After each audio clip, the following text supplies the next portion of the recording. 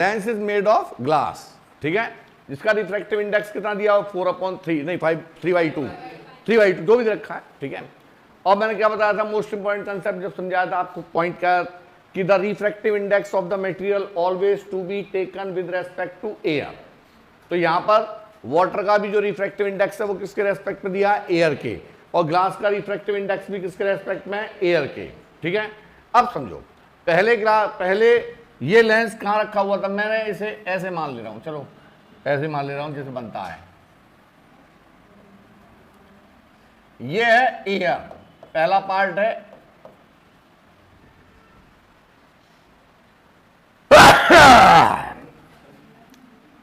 ये तो वीडियो से कट करना पड़ेगा हाँ जी सुनो, ऐसा नहीं है रावण पहले युग में थे, आज भी है। एयर, तो लेंस कहां रखा हुआ है, जो भी काम करो खुल के करो, पढ़ाओ तो ये मजा नहीं आता, तो एयर में रखा हुआ है। तो व्हेन द लेंस, व्हेन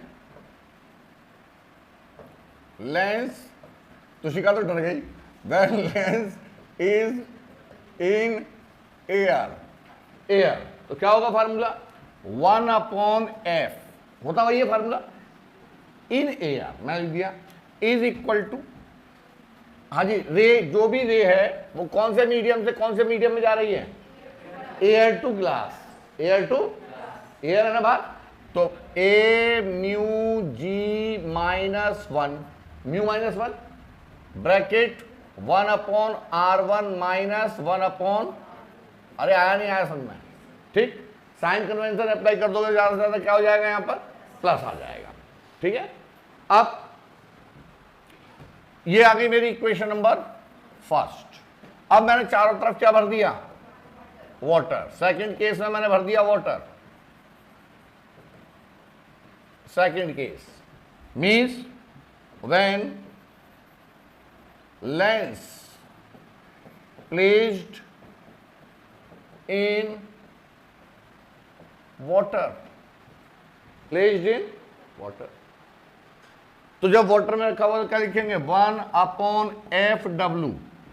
अब रे कौन से मीडियम से कौन से मीडियम में जा रही है, तेरा भला हो जाए, ग्लास टू वाटर नहीं बेटा, वाटर टू, यार ऑब्जेक्ट टू कहां से कहां जाएगी, वाटर टू ग्लास, एयर में जाएगी, पहले एयर में रखा था, तब मेरा रे कहां से कहां जा रही थी, एयर से ग्लास में, अब मैंने पानी भर दिया, ऑब्जेक्ट तो वही रखा है ना, तो हाँ वाटर टू ग्लास कहा जाएगी, वाटर टू ग्लास, तो क्या लिखेंगे, W म्यू जी -1 ब्रैकेट, भाई वो तो वही रहेगा, 1/r1 प्लस 1/r2, दोनों को डिवाइड कर दो, ये हो गई हमारी इक्वेशन नंबर सेकंड।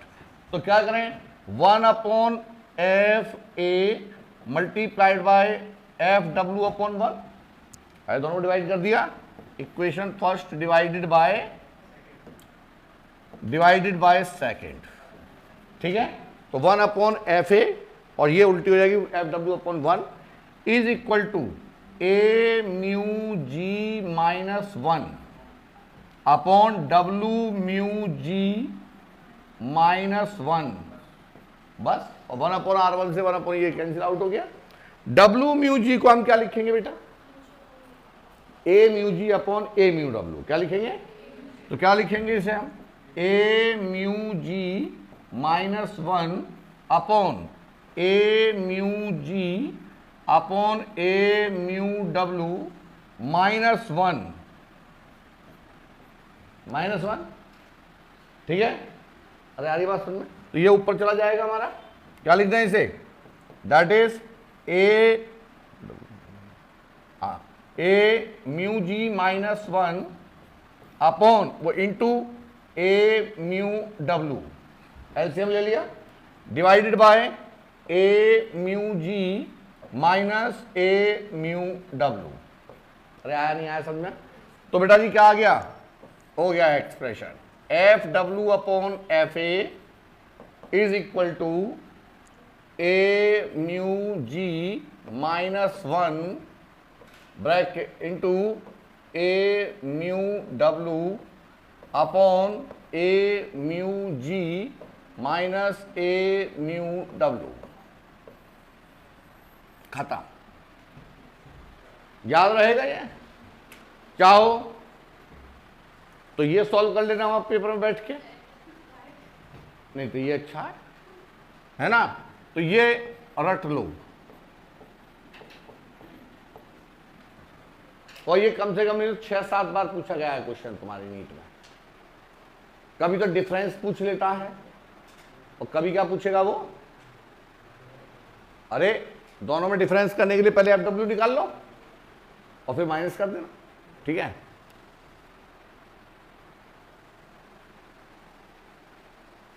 अब बताओ क्वेश्चन में क्या दिया था हमें? फोकल लेंथ कितने रेशियो पता करना था। तो देखो F W upon F A is equal to क्या था बेटे, ए म्यू जी, ग्लास का रिफ्रैक्टिव इंडेक्स 3/2 - 1 इंटू ए म्यू डब्ल्यू 4/3, अरे यही है, मुझे भी याद है, ए म्यू जी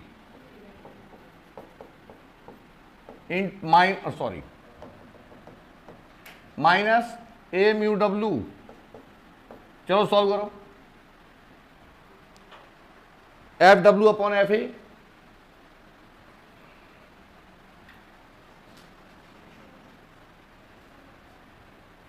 फोर आ गया, तो ये आ गया बेटा 4:1, बस खत्म।